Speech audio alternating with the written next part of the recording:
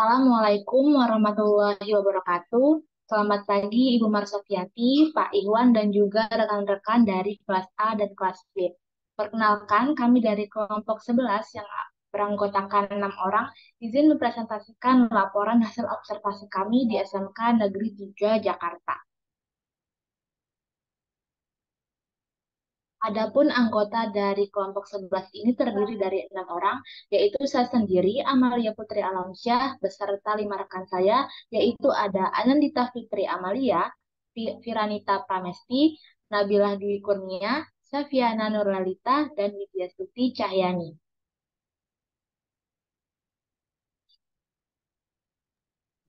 Baik, untuk slide selanjutnya itu ada profil SMK Negeri 3 Jakarta. Nah, bisa dilihat di sini ada nama sekolahnya SMK Negeri 3 Jakarta Pusat yang beralamat di Jalan Garuda nomor 63 RT 1 RW 6 eh, di Jakarta Pusat, daerah khusus Ibu Kota Jakarta. Nah, di sekolah ini terdiri dari 3 jurusan, yaitu ada otomatisasi dan tata kelola perkantoran atau OTKP, ada akuntansi dan keuangan lembaga, ada bisnis daring dan pemasaran. Boleh di next. Nah, selanjutnya ada visi dari SMK Negeri 3 Jakarta. Nah, yang pertama, visi dari SMK itu sendiri, yaitu menjadikan SMK Negeri 3 Jakarta sebagai penghasil lulusan yang berakhlak mulia, kompeten, mandiri, kolaboratif, dan berkarakter wirausaha. Nah, sedangkan yang visi dari kompetensi keahlian OTKP itu visinya menjadi program keahlian yang menghasilkan lulusan di bidang manajemen perkantoran yang kompeten dan profesional serta mampu berkompetensi di tingkat nasional dan global. Boleh di next. Nah, selanjutnya ada misi SMK Negeri 3 Jakarta. Yang pertama ada membentuk karakter peserta didik menjadi insan mandiri dan berakhlak mulia.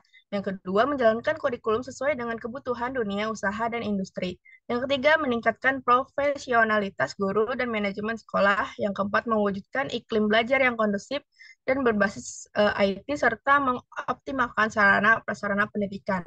Yang kelima, meningkatkan kompetensi dan kemandirian siswa di berbagai bidang. Yang keenam, meningkatkan keterampilan dalam berwirausaha. Dan yang terakhir, yang ketujuh, meningkatkan pelayanan dan kerjasama dengan dunia usaha atau industri, masyarakat, dan instansi terkait. Boleh di next? Nah, selanjutnya ada RPP.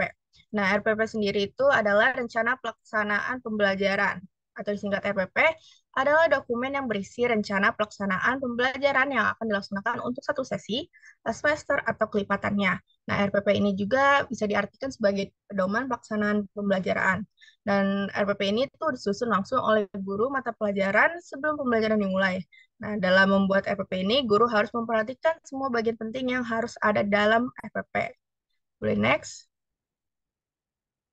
Nah, bisa dilihat di sini ada contoh RPP yang dibuat SMK Negeri 3 Jakarta. Di sini ada aspek pentingnya seperti kompetensi dasar, indikator pencapaian kompetensi, ada tujuan pembelajaran, ada materi, model pembelajaran, sampai langkah-langkah pembelajaran. Ada penilaian juga. Boleh di next. Nah, selanjutnya ada silabus. Nah, silabus ini merupakan rencana dan pengaturan yang disusun secara sistematis untuk menyampaikan isi dan penilaian pembelajaran, serta membuat komponen-komponen yang saling berkaitan untuk mencapai penguasaan kompetensi dasar.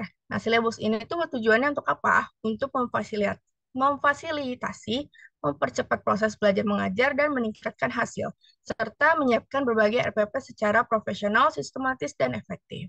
Boleh di next. Nah, ini ada contoh silabus yang dibuat SMK Negeri 3 Jakarta. Kurang lebih seperti ini, ada kompetensi inti, dan di sini ada 7 kolom, yaitu ada kompetensi dasar, indikator pencapaian kompetensi, materi pokok, alokasi waktu, kegiatan pembelajaran, penilaian, dan sumber belajar. Boleh di next. Nah, selanjutnya akan dijelaskan oleh teman saya. Baik, terima kasih Nabila. Selanjutnya kita masuk ke bagian kurikulum, di mana kurikulum yang dipakai di SMK Negeri 3 Jakarta Pusat ini adalah kurikulum 2013 revisi 2018. Dan revisi yang dilakukan terhadap kurikulum ini diantaranya pertama, proses penilaian sikap KI 1 dan KI 2 sudah dihapuskan pada tiap mata pelajaran, tinggal hanya untuk mata pelajaran agama dan juga pendidikan kewarganegaraan. Lalu kedua, pendekatan saintifik 5M bukanlah satu-satunya metode yang digunakan guru ketika mengajar.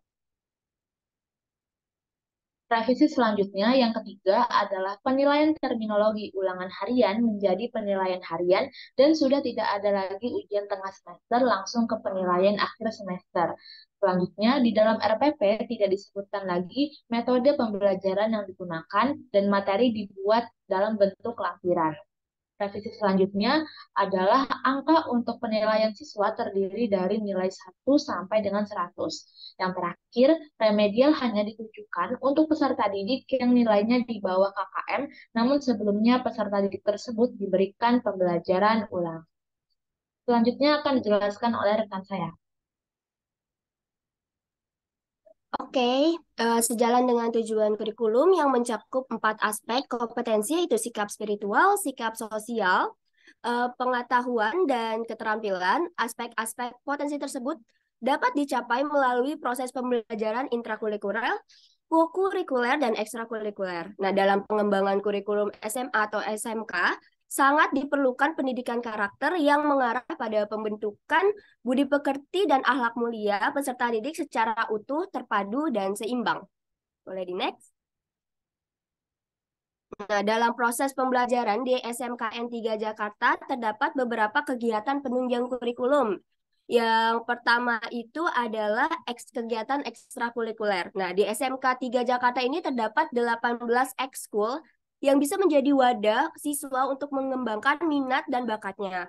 18 ekskul tersebut adalah mencakup bidang kepelatihan seperti pramuka, paskibra, dan PMR. Lalu ada bidang keagamaan, ada ekskul rohani Islam atau rohis. Lalu ada di bidang olahraga seperti futsal, voli, basket, silat, dan bulu tangkis. Di bidang kesenian juga ada kriya, teater, paduan suara, dan seni tari. Dan dalam bidang budaya dan bahasa ada Japan Club dan English Club. Dan di bidang teknologi, SMK 3 memiliki 3 ekskul, yaitu KIR, Karya Ilmu Remaja, Desain Grafis, dan Video Editing. Boleh selanjutnya? Yang kedua ada GLS atau Gerakan Literasi Sekolah.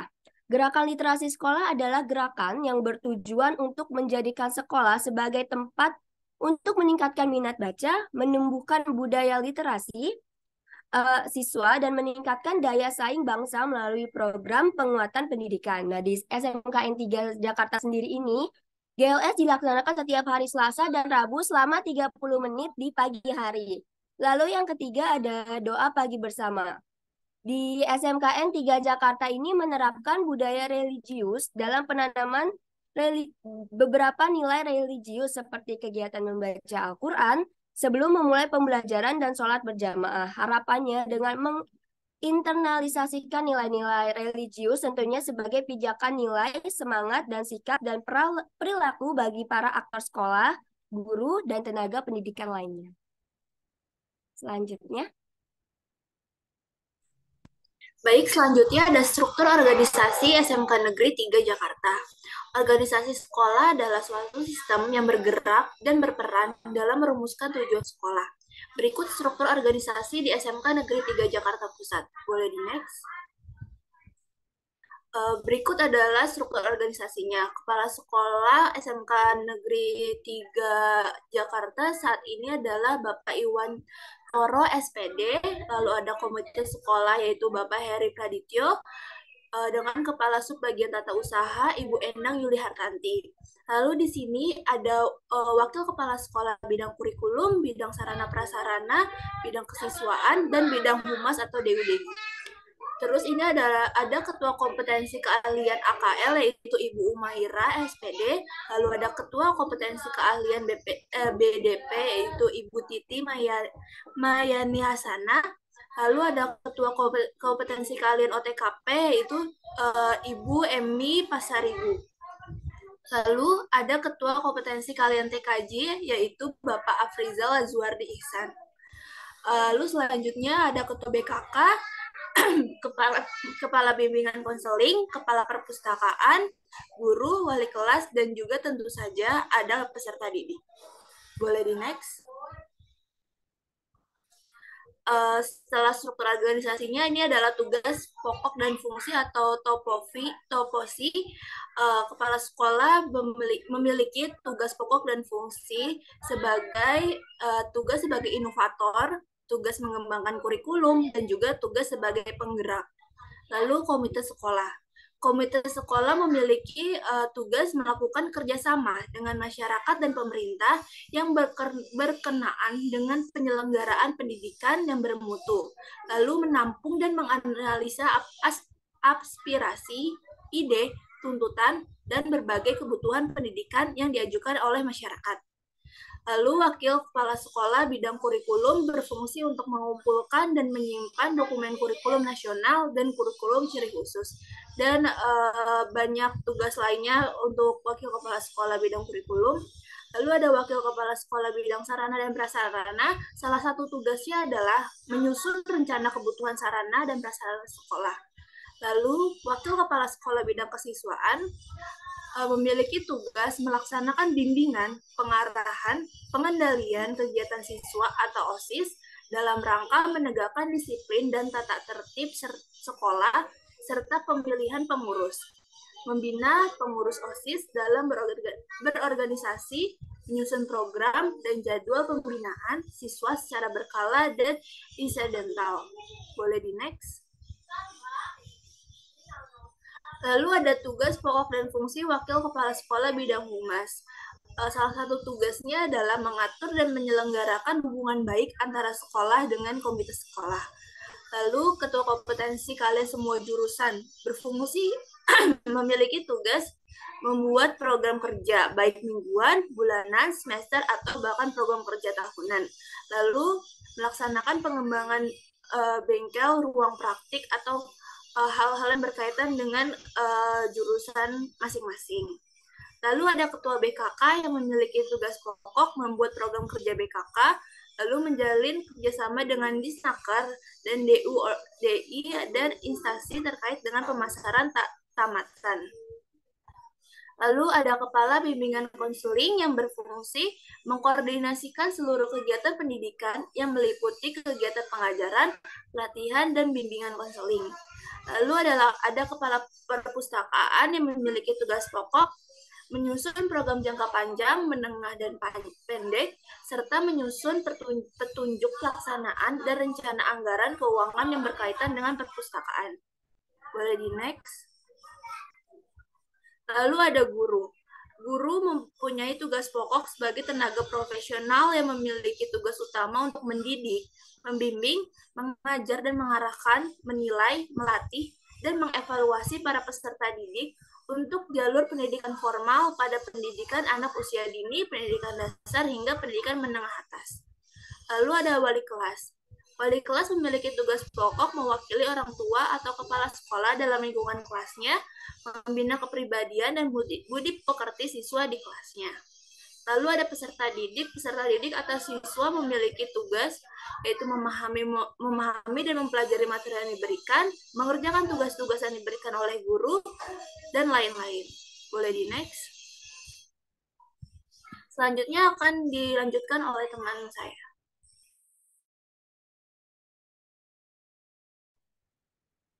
Baik, untuk selanjutnya yaitu ada kebijakan kurikulum. Jadi untuk kebijakan kurikulum yang diterapkan pada SMKN 3 Jakarta ini ialah kurikulum 2013 revisi 2018. Adapun beberapa peraturan baru dari kurikulum tersebut diantaranya yang pertama yaitu nama kurikulumnya tidak berubah, tetapi tetap menjadi kurikulum nasional dengan ketetapan kurikulum 2013 edisi revisi yang berlaku secara nasional. Lalu yang kedua ada penilaian sikap K1 dan juga K12 sudah ditiadakan di setiap mata pelajaran, hanya agama dan PPKN namun KI tetap dicantumkan dalam penulisan RPP. Selanjutnya,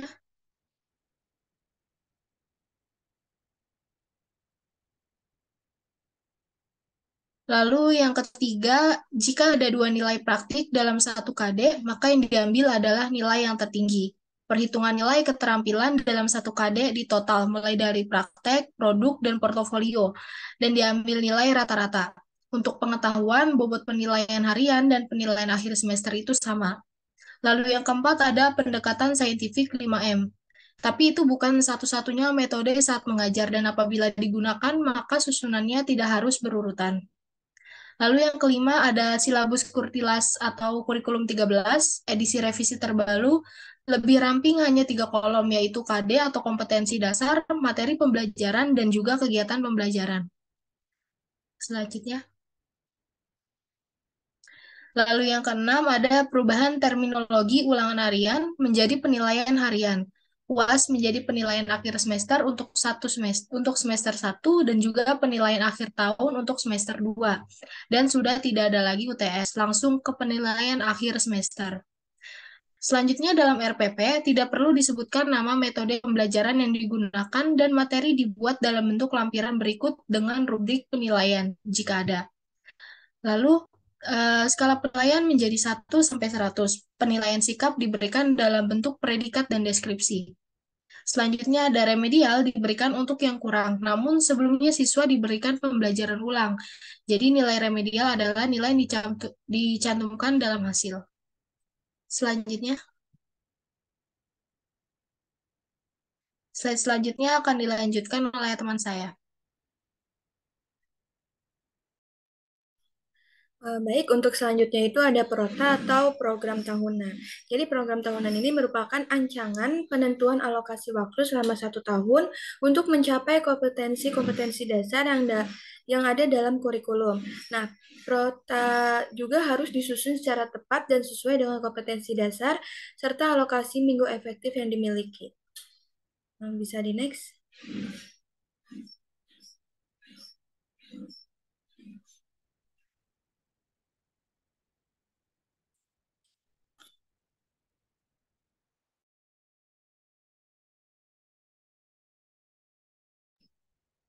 Bisa di next, Amal ya.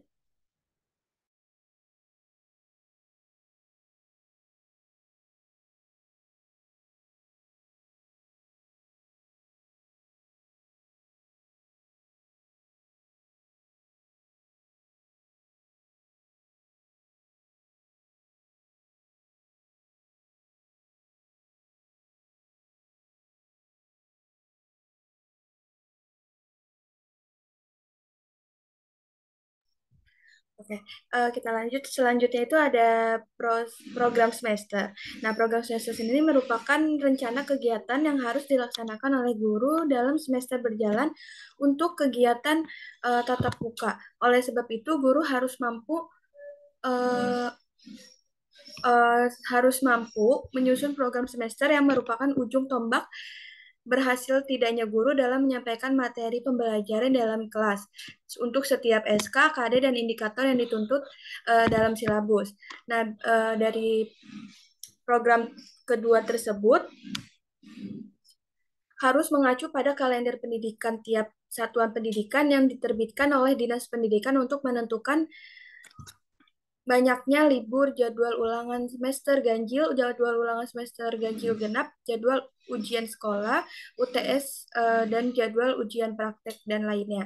Nah, biasanya dari kedua program tersebut itu harus disusun secara tepat dan sesuai dengan kompetensi dasar serta alokasi minggu efektif yang dimiliki.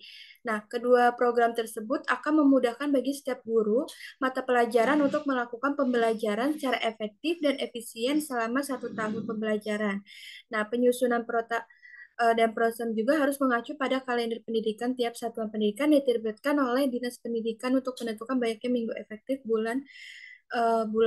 Nah, setelah mengkaji kalender pendidikan penyusunan Prota dan Prosem, juga harus mengkaji struktur kurikulum untuk menentukan jumlah jam mata pelajaran per minggunya. Nah, selain itu, penyusunan program juga harus mempelajari kompetensi dasar dan silabus untuk memperkirakan jumlah jam pembelajaran yang diperlukan untuk pembelajarannya masing-masing KD gitu. Nah, untuk penyusunan dan Prota Prosem memerlukan kejelian dalam banyak hal, sehingga diperlukan latihan khusus untuk menghasilkan program yang tepat. Bisa di next. Baik, mungkin sekian materi atau presentasi yang bisa kami sampaikan. Kurang lebihnya mohon maaf. Assalamualaikum warahmatullahi wabarakatuh.